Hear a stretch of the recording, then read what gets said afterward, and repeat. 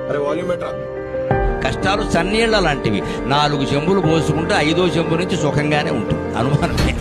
ఎంత చలికాలమైనా కానివ్వండి, అయ్యప్ప దీక్షల వాళ్ళు ఉంటారు, వాళ్ళు తెల్లారగట్ట 4 గంటలకు లేస్తారు, చన్నీళ్లే స్నానం చేస్తారు, అందులో ఎవరు వేనీళ్ళు పోసుకోరు. ఎలా పోసుకుంటారండి? ముందు 4 చెంబులు అయ్యప్ప స్వామియే అంటారు, అయిపోయిందంతే, మొత్తం ఆ మిగిలినంత బానే ఉంది. అంతే, మనం అలాగే ఉండాలి. కష్టాలంతే, ముందు 4 కష్టాలు భరించగలిగితే తర్వాత ఆ కష్టం కూడా సుఖంగానే ఉంటుంది. ఎప్పుడూ కష్టాలు ఎక్కువ వస్తున్నాయంటే యువతరం ఒకలా ఆలోచించాలి.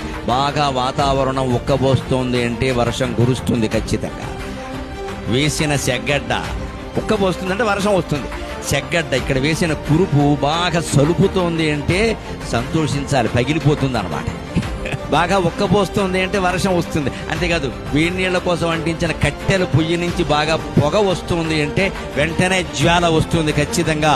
అలాగే కష్టాలు నీ జీవితంలో కమ్మాయి అంటే భగవద్ అనుగ్రహం వర్షం రూపంలో కురవడానికి సిద్ధంగా ఉంది.